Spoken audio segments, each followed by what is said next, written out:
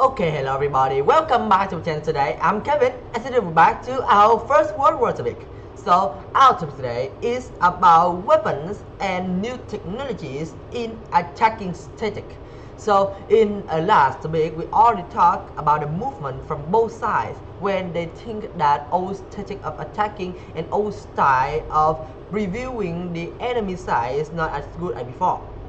So they decided to take a new way of attack and also making trenches. But in an older topic, I already talked about the development of weapons. And in those weapons, we have machine gun, we have a lot of explosive cells. And today, the explosive cells will become our main character. Yeah, today we are going to talk about the single biggest killer in the First World War, the artillery fire. So this thing is explosive bullet, you could call it that. It's turned up the ground, rip men apart and burn them in, let's say ground, of course. And of course, in the days leading up to a big infantry attack, artillery teams bombarded enemies' place, territory or position with millions of high explosive cells, and they use their far distance or far length guns so that they could shoot far from their place to the enemy's territory and dig their team up so that the striker can get into their team. So the first thing that make the artillery, the artillery fire become the biggest killer in the First World War. That's because this is the time when industrial become, blow up, and it's grow very good. So with the development and also the increase of industry, so the development of weapons is also increased, so that they made our new technologies to fight the artillery bullet, or you could say how to upgrade the artillery. So in the past, before the First World War, artillery was a very slow, even though it had a destructive power, but it don't have a good, it need to prepare and set up a lot before it could make a shot, and also the place, the time we need to reload the gun is also very long. But with the development of the industry, the way they upgraded the artillery was very good, and they has made a new style of artillery fire. They now have a new kind of bullets, and also they change the artillery or the gun style so that it could shot faster, farther, and also even when the bullet can be shot or fire faster than before, but the destruction it made is also become bigger, and it creates more dangerous to the enemies than before. And these artillery weapons were only part of the new terrifying arsenal of killing machine.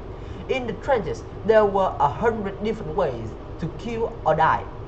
Hand grenades had been the most famous weapons for both side troops, but in the First World War at this time, they also made a new style of hand grenade and a lot of different kind of grenades that could be used by hand. The first thing is for the basic hand grenade. These were safer for the soldier throwing them, but they caused terrible injuries in crowded trenches. Both sides also used another kind of hand grenade, which is the flamethrowers, to send jets of fire into enemy position.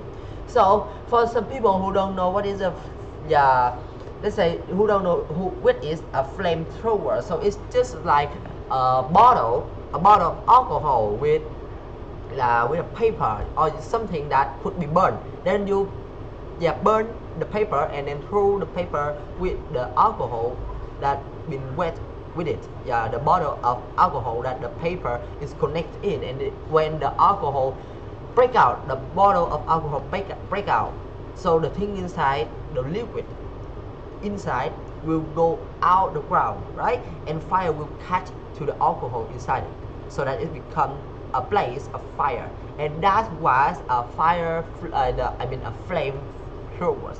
There is some kind of flamethrowers that we could see in most games, but yeah, sadly I don't know the name of it, so I cannot use this as an example for the flamethrowers. And also the machine gun was used by this time too, and their fire cut through attacking infantry like a kite.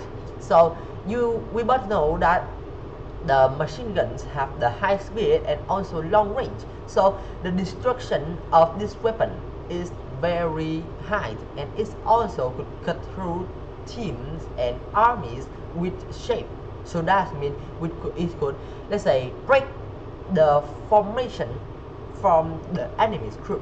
So that machine gun is also one of the most powerful defending weapons. But now with the development of the weapons, is become something we could use to go through the battlefields and use this as a destructive weapon to gain advantage too. So for some of you guys that don't know, in the topic that the peaceful movement made by the development of weapons, I already talked about the machine gun, okay? And artillery shells were packed with recently invented explosives like dynamite or TNT, and came in a fearful range of shape and size. You will never know how something become artillery until you get attacked or get shot by some explosive shells. Sharpnail shells burst into hundreds of razor-sharp fragments before they hit the ground, slicing through flesh and bone. The shrapnel often pick up dirt before entering the body, causing further infections and making the wounds become worse because of the dirt and also because of the virus in the dirt. And of course, the effect of high explosives were even more terrifying.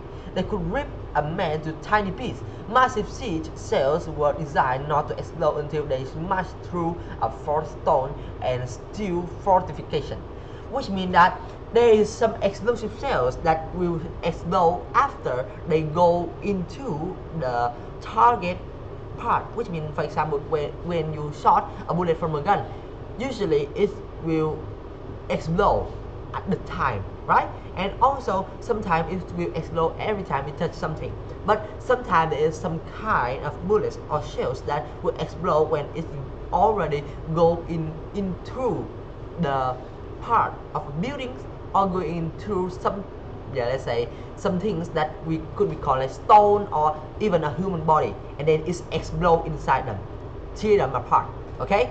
But after all, this thing is just weapons. They are not really the main things that causing the terrible destruction and the, let's say, the life which being taken away.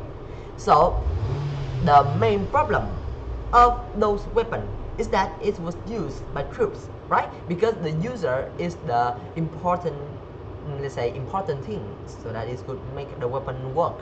And of course, when we say to troops, that means we need skills, and the skills of the troops is very important. In the first time when the artillery fire was created and developed to a new level, it was really hard to use because the soldiers cannot really communicate with each other at a short time. As I said in the last topic, the communication between soldiers is not as good as us today because they don't have telephone or anything. They're just using, let's say, people to connect with each other by mouth, right? Talk to hear each other by a far distance, or even send people so that they could go back to the place where the gun is and tell that, yeah, you need to shot that place because the soldiers in the front line say so. So sometimes in the First World War, the timing is very difficult and it's hard to really cause out a damage for the enemies without not wasting any shells because they cannot really communicate fast enough so that the shells could be fired and making the destruction right at the time that the frontline soldiers think is good. And also, let's say in a parallel structure, in something going parallel with those problems, or you could say going with the problem, there's also another things that happen when the development of weapons happen, or you could say when the artillery fire developed. So the problem is that they are hard to use. So the artillery fire were hard to use, right? But sometimes it's not just about that thing, it's also about the problem of the shells, the bullet itself. Sometimes when you create a new style of bullet, you need to test it, right? You need to use a new place, or some places don't have soldiers or anything, or even when some place having enemies, so that you could test the new kind of bullet to see how much damage they discuss. But sometimes maybe just the bullet not falling into the ground at the time that the general or the shooter think, because of the lack of communication between soldiers with each other, or sometimes the guns having some problems that it shoot the shells, it shoot the bullet right in front of the soldiers, and maybe sometimes it explodes, so it's caused a lot of damage, or you could say it take a lot of life and money to test a new kind of bullet.